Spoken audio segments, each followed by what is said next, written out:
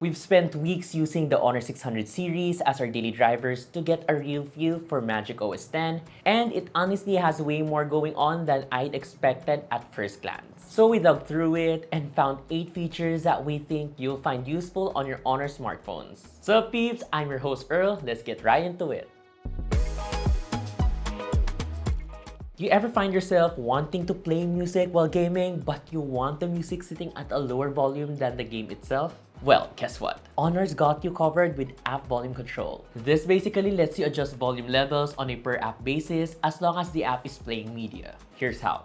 Go to settings, scroll down to sound and haptics, scroll down again and you'll find more sound settings, tap on it, and you should see app volume control. Adjusting the volume slider, using the physical button of course, brings up to 3-dot menu. And tapping on it takes you to the actual volume controls where you can adjust each app individually along with the usual ring volume, notifications, and such. One thing to note though, an app only shows up here while it's actively playing media.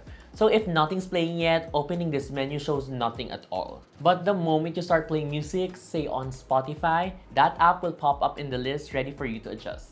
If you're not a fan of all the liquid glass or frosted glass effects on MagicOS, you actually have the option to tone it down or turn it off entirely. On your home screen, do a pinch gesture, then tap on settings, and you should see the transparency mode feature right away. Toggling it off removes the specular highlights on certain UI elements, and you'll notice the difference most on the control center and lock screen.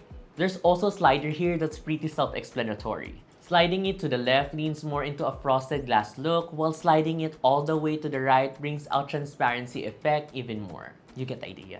Now, do you also happen to get motion sickness when riding in a vehicle? Well, Honor is one of, if not the only, Android brand that's implemented this genuinely goated feature called motion sickness relief, and honestly, it's a blessing for someone like me who gets dizzy pretty quickly on the road. You can easily find it in the control center right here. Tapping on it launches the feature immediately. It works by adding little dots or even shapes on your screen that move along with the vehicle's motion, tricking your brain into feeling more grounded.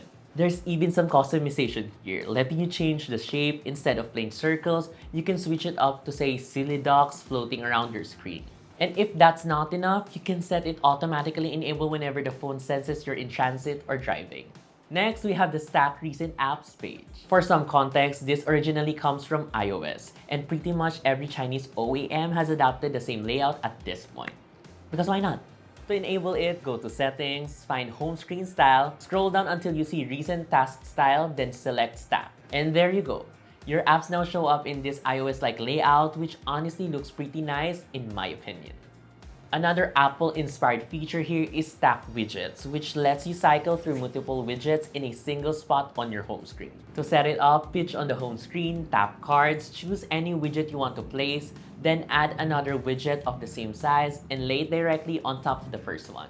There's a little tutorial that pops up if it's your first time doing this, but it's pretty easy to figure out. To see all the stack widgets, do a long swipe up or down on the widget itself. And if you want to remove one from the stack, just swipe it to the left, swipe it to the right. Crisscross. Crisscross.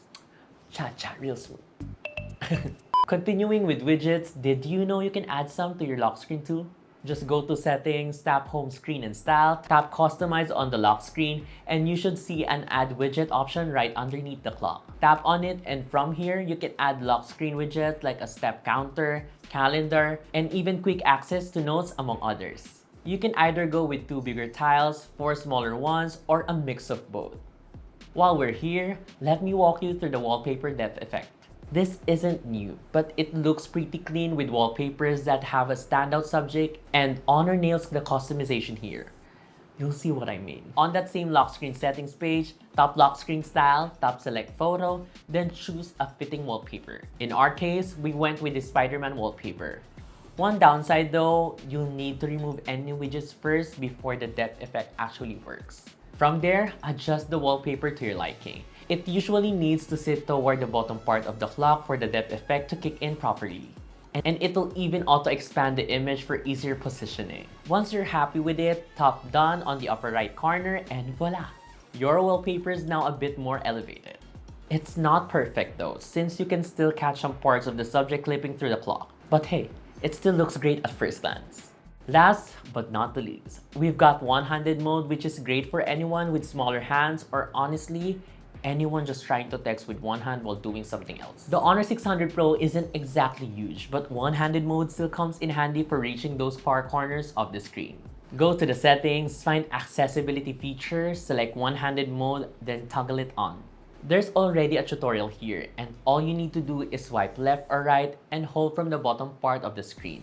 This shrinks the display down to about 2/3 its size, making it a lot easier to use with just one hand. I'd actually say this is a better implementation than iOS's version. On iPhone, swiping down from the bottom just drops and crops the screen temporarily, so you can only reach the top for a moment before it snaps back to full screen. MagicOS, on the other hand, keeps the screen shrunk down for as long as you need it, until you decide to go full size again by simply tapping on the blacked out area. And that wraps up this guide. Got any hidden gems of your own that we didn't cover? Let us know in the comments below. If you find this video helpful or informative, drop a like, subscribe to our channel, and click that bell icon so you'll get notified of our future uploads. Don't forget to follow us on our socials for more tech news and reviews. Again, this is Earl, and I'll see you guys in the next one.